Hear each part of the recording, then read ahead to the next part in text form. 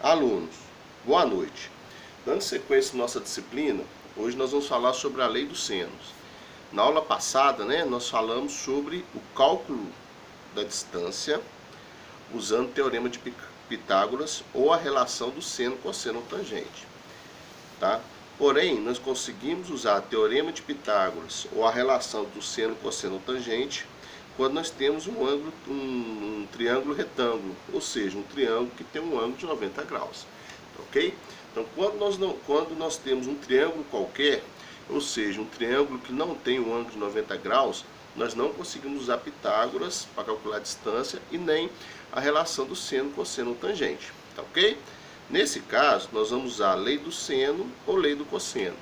Hoje nós vamos falar a lei dos senos, tá ok? E na próxima aula nós vamos falar sobre a lei do cosseno. Então, o que é a lei do seno? Num triângulo qualquer, a razão entre cada lado e o seno do seu ângulo oposto é constante. O que significa dizer isso? Que num triângulo qualquer, existe um ângulo aqui, tá? Existe uma distância oposta a esse ângulo. Ou seja, se aqui existe um ângulo de 45 graus, essa distância vai ser sempre constante ao ângulo de 45 graus. Tá ok? Existe um ângulo C aqui de 60 graus, existe uma distância relacionada a esse ângulo C. Essa distância relacionada ao ângulo C vai ser sempre constante. Tá ok? Olha, existe um ângulo B aqui, existe uma distância sentido oposto ao ângulo B. Essa distância vai ser sempre constante ao ângulo B. O que significa dizer isso? Existe um ângulo A aqui, ó. Se esse ângulo A meu aumenta, essa distância aqui também vai aumentar. Se o ângulo A meu diminui, essa distância vai diminuir. Porque é constante. O ângulo depende da distância, tá ok? Se existe um ângulo ali, porque teve uma distância que ajudou a formar esse ângulo e vice-versa. Tá ok? Então, nesse caso, nós vamos usar a lei do seno. Sempre lembrando, o A maiúsculo é o ângulo. Aqui existe uma distância relacionada a esse ângulo, não chamar de A minúsculo.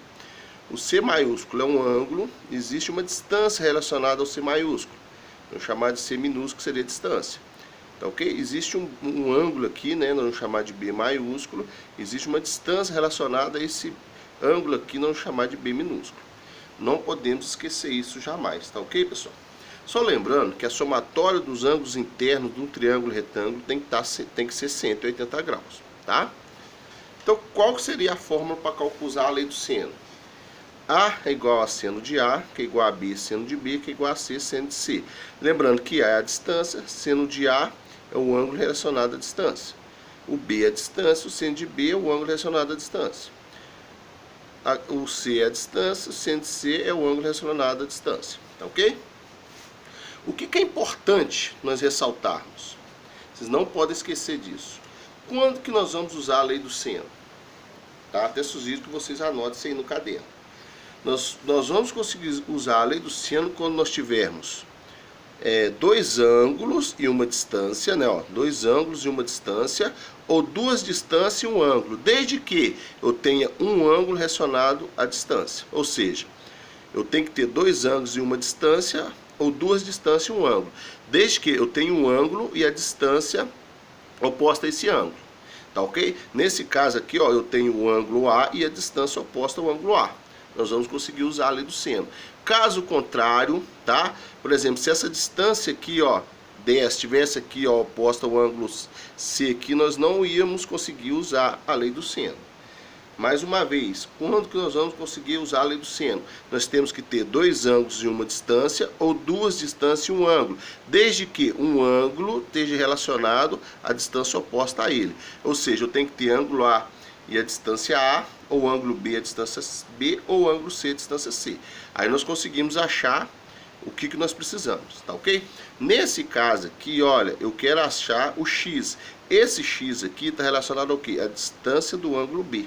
Eu tenho o ângulo B e a distância relacionada a ele. A distância é sentido oposto ao ângulo B, tá ok? Nós vamos depois calcular também o ângulo C e a distância relacionada ao ângulo C, que nós vamos chamar de Y, tá ok?